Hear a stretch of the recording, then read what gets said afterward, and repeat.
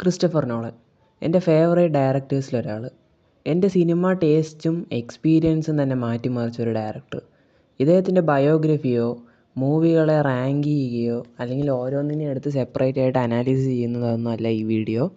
Just ഇദ്ദേഹം എങ്ങനെ എൻ്റെ സിനിമ കരിയറിനെ എഫക്റ്റ് ചെയ്തു, ഏതൊക്കെ ഓർഡറിലാണ് ഞാൻ അദ്ദേഹത്തിൻ്റെ സിനിമ കണ്ട്, ഇദ്ദേഹമായിട്ടുള്ളൊരു പേഴ്സണൽ എക്സ്പീരിയൻസ് ആണ് ഈ ഒരു വീഡിയോയിൽ പറയാൻ പോകുന്നത്.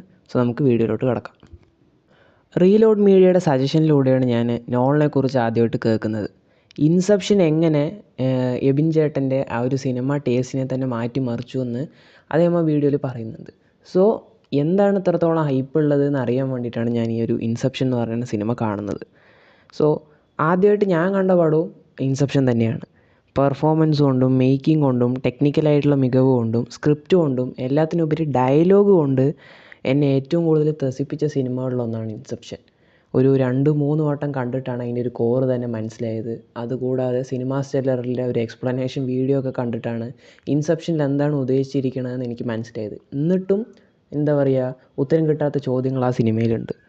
Non linear screenplay, mystery ആയിട്ടുള്ള എൻഡിങ്, കോംപ്ലക്സ് വേൾഡ് ബിൽഡിങ്, അങ്ങനെ നോളൻ്റെ എല്ലാ ഒരു സിഗ്നേച്ചറും പതിഞ്ഞൊരു സിനിമ കൂടിയാണ് ഇൻസെപ്ഷൻ. ഞാൻ എൻ്റെ ജീവിതത്തിൽ ആ ഇൻസെപ്ഷന് മുമ്പ് വരെ വെറും ഒരു 400-700 MBക്കുള്ള സിനിമകൾ മാത്രമേ കേട്ടുള്ളൂ. കാരണം എൻ്റെ ഫോണിൽ സപ്പോർട്ടാവില്ല. ആദ്യമായിട്ട് 2 GB 2.5 GB ഫയൽ ഡൗൺലോഡ് ചെയ്തിട്ട് ഞാൻ കണ്ട പടം ഇൻസെപ്ഷനാണ്. സോ ആ ഒരു എന്താ പറയുക, ക്വാളിറ്റിയിൽ അത് എക്സ്പീരിയൻസ് ചെയ്യണം, ഒരു സിനിമ എക്സ്പീരിയൻസ് ചെയ്യണം പറഞ്ഞിട്ട് ഞാൻ കണ്ട ഫസ്റ്റ് പടം ഇൻസെപ്ഷനാണ്. സോ അങ്ങനെ ഒരു ബന്ധം കൂടി എനിക്ക് ആ സിനിമയായിട്ടുണ്ട്. ഇൻസെപ്ഷന് ശേഷം ഞാൻ കണ്ട സിനിമ മെമൻറ്റോ ആണ്. ഗജനിയുടെ സ്ക്രിപ്റ്റ് വന്ന വഴി ഇതാണ് എന്നറിഞ്ഞ് കേട്ടിട്ടുണ്ടെങ്കിലും നോളനെക്കുറിച്ച് അറിഞ്ഞതിന് ശേഷമാണ് ഈ മെമൻറ്റോനെ കുറിച്ച് ഞാൻ കൂടുതൽ അറിയുന്നതും അത് കാണണമെന്ന് എനിക്ക് തോന്നുന്നതും. സത്യം പറഞ്ഞാൽ ഒരു സിനിമ നമ്മൾ കണ്ട് അതൊരു അത്ഭുതമാണെന്ന് പറയുന്നത് പല രീതിയിലായിരിക്കാം. ചിലർക്ക് ഒരു ക്യാമറ വർക്ക്, ചിലർക്ക് ഒരു റൈറ്റിങ്. എനിക്ക് ഇങ്ങനെയും ഒരു കഥ പറയാം, അല്ലെങ്കിൽ ഒരു ചെറിയൊരു എന്താ പറയുക പ്ലോട്ടിനെ എത്രയും കോംപ്ലക്സ് ആയിട്ട് നമ്മളിലേക്ക് എത്തിക്കാം എന്ന് കാണിച്ചു തന്ന ഫസ്റ്റത്തെ പടം മെമൻറ്റോ ആണ്. ഇന്നും എൻ്റെ മനസ്സിൽ നിന്ന് പോകാത്ത ഒന്നാണ്. ശരിക്കും ഗജനി ഇതിൽ നിന്നാണ് ഇൻസ്പയർ ചെയ്തതെന്ന് പറയുമ്പോഴും ഗജനി ശരിക്കും നിന്നൊന്നും ഇൻസ്പയർ ചെയ്തിട്ടില്ല എന്നുള്ളതാണ് സത്യം. മെമൻറ്റോൻ്റെ ജസ്റ്റ് 1% പോലും ഗജനിയിലില്ല. നമ്മുടെ ഓഡിയൻസിന് മെമൻറ്റോ പോലെ എടുത്തിരുന്നെങ്കിൽ ഈ ഗജനി എന്ന് പറഞ്ഞാൽ ഒരു പക്ക ഫ്ലോപ്പായിരിക്കും ആ ഒരു ടൈമിൽ. കാരണം ഗജനി ഇറങ്ങിയ സമയം 2005 ആ സമയത്ത് മെമൻറ്റോനെ പോലെ തന്നെ ഒരു സിനിമ എടുത്തു വെച്ചാൽ ആർക്കും തന്നെ മനസ്സിലാവില്ല. സോ അതിനെ നമ്മുടെ രീതിയാക്കിയിട്ട് AR മുരുകദോസ് എടുത്തതിന് നമ്മൾ അദ്ദേഹത്തെ അപ്രിഷ്യേറ്റ് ചെയ്യുക തന്നെ വേണം. ജസ്റ്റ് ഒരു ഇൻസ്പിറേഷൻ തന്നെയാണ് ഗജനി എന്ന് പറയുന്നത്. പിന്നെ എന്താണ് ആ ഒരു ടാറ്റു, ആ ഒരു ക്യാമറ കൊണ്ട് ഫോട്ടോ എടുത്തിട്ട് ഓർക്കുന്നത്, ഷോർട്ട് ടേം മെമ്മറി ലോസ്, ഇങ്ങനെയുള്ള കാര്യങ്ങളൊക്കെ എന്താ പറയുക മെമൻറ്റോ ആയിട്ട് സാദൃശ്യമുണ്ട്. ബട്ട് സ്റ്റോറി ടെല്ലിംഗ് ആയാലും നമുക്ക് മനസ്സിലാവുന്ന രീതിയിൽ തന്നെയാണ് ഗജനിയിൽ പറഞ്ഞിരിക്കുന്നത്. അടുത്തത് ഇൻസോംനിയ.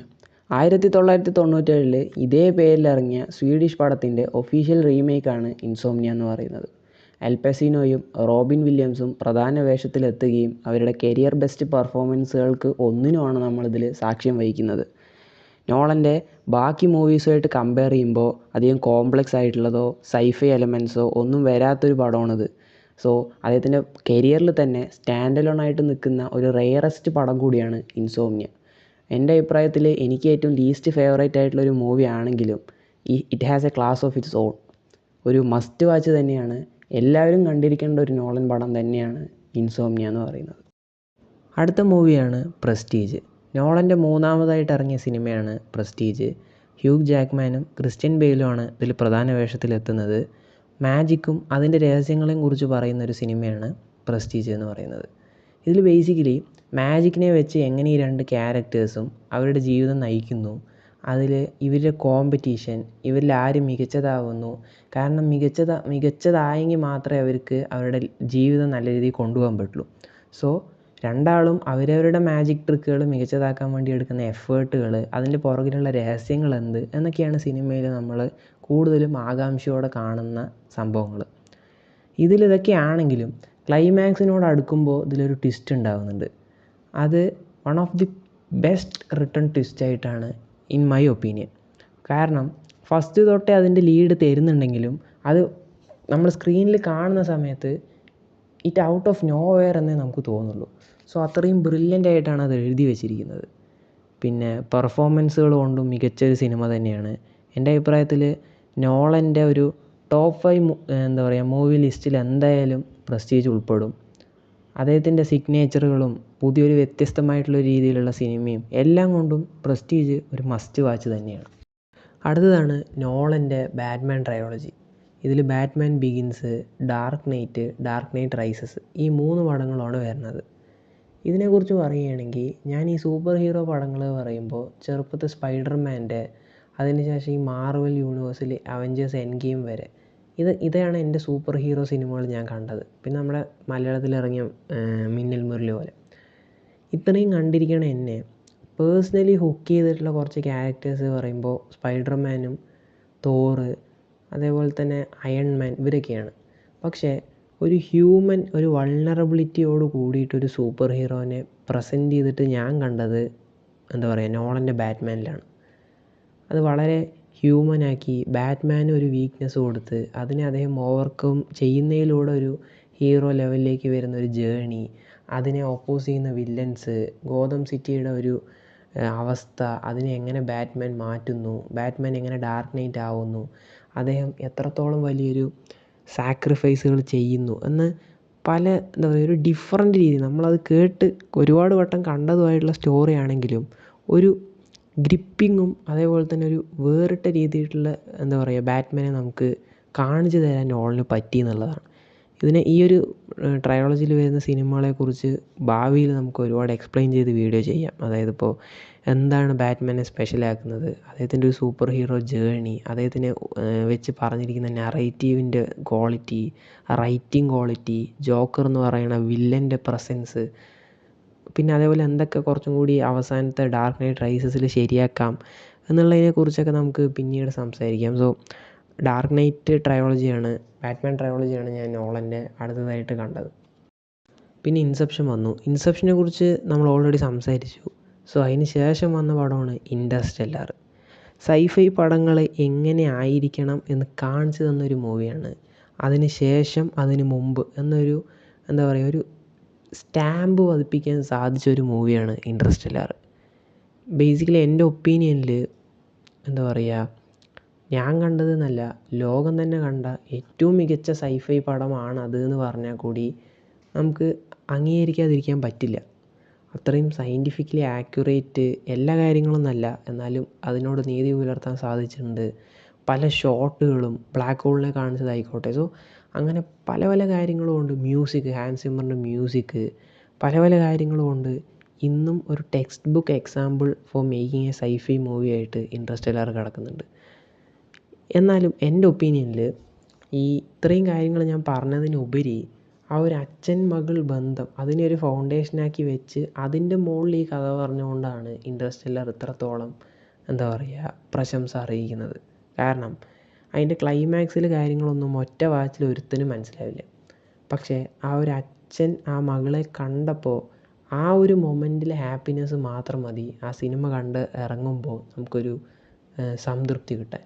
സോ ആ ഒരു ചെറിയൊരു കാര്യത്തിന് മുകളിലാണ് ഒരുപാട് കോംപ്ലക്സ് ആയിട്ടുള്ള ഇക്വേഷൻ തിയറികളൊക്കെ നോളൻ വയ്ക്കുന്നത്. സോ അതും അദ്ദേഹത്തിൻ്റെ റൈറ്റിങ്ങിൽ എടുത്തു പറയേണ്ട ഒരു കാര്യം തന്നെയാണ്.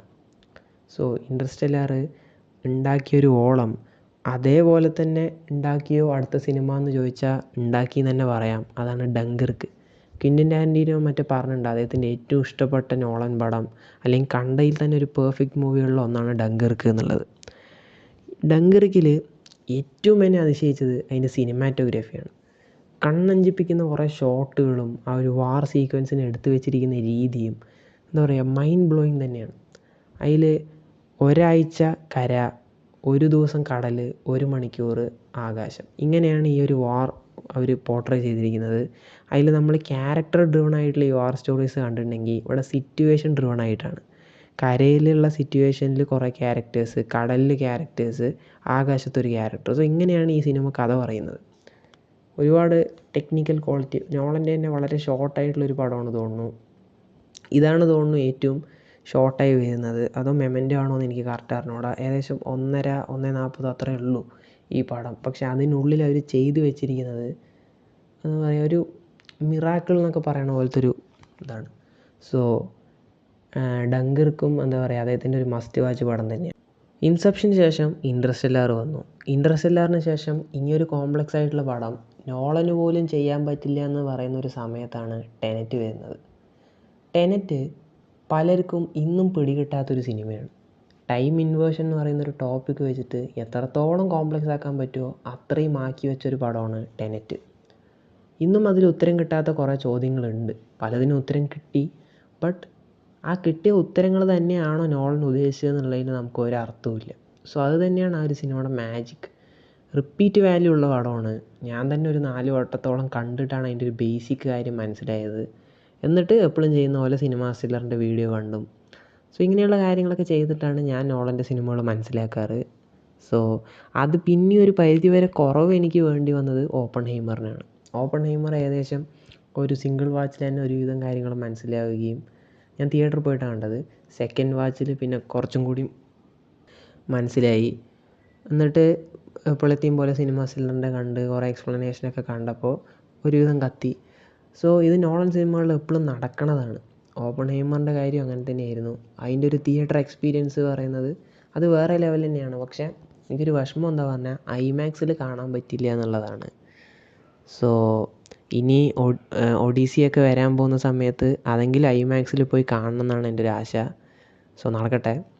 സോ ഇതൊക്കെയാണ് ഈ വീഡിയോയിൽ പറയാൻ ഉദ്ദേശിച്ചത്. നോളനും അദ്ദേഹം എൻ്റെ സിനിമാ ജേർണി എങ്ങനെ ബാധിച്ചു എന്നുള്ളതൊക്കെയാണ് ഈ വീഡിയോയിൽ ഞാൻ പറഞ്ഞത്. ഒന്നിനെക്കുറിച്ചൊരു ഡീറ്റെയിൽ ആയിട്ടുള്ള അനാലിസിസ് ഒന്നും ഈ വീഡിയോയിൽ ചെയ്തിട്ടില്ല. എന്താ പറയുക, എൻ്റെ ഒരു പേഴ്സണൽ എക്സ്പീരിയൻസുകൾ ഷെയർ ചെയ്തു എന്നേ ഉള്ളൂ. അതിൻ്റെ ഇടയിൽ സിനിമകളെക്കുറിച്ച് മെൻഷൻ ചെയ്തു അദ്ദേഹത്തിൻ്റെ. സോ ഇതൊക്കെയാണ് ഈ വീഡിയോയിൽ ഉദ്ദേശിച്ചത്. വീഡിയോ ഇഷ്ടപ്പെട്ടാൽ ലൈക്ക് ചെയ്യുക. നിങ്ങൾക്ക് നോളൻ്റെ ഏറ്റവും ഇഷ്ടപ്പെട്ട സിനിമ കമൻറ്റ് ചെയ്യുക. സോ മറ്റൊരു വീഡിയോ കാണാം. Thanks for watching.